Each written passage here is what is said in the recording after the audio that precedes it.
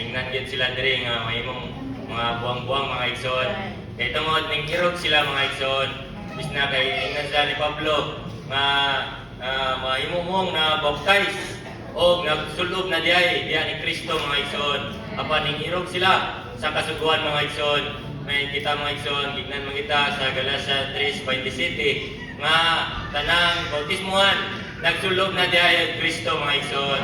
May nagsulob na ta ni Kristo ingon nga atong biste mga igsoon. Ang tata mahimo nga muirog pa mga igsoon.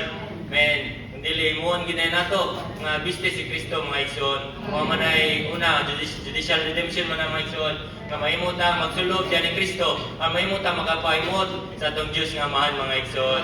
Ug mahimo pud nga dili lang igo nga diya mga igsoon, kundi dadon ta sa proseso ngadto sa kahikayan nga sa organic salvation mga igsoon, nga dadon ta sa proseso sa kahikayan nga motubo ta nga nasa kinabuhi mga igsoon.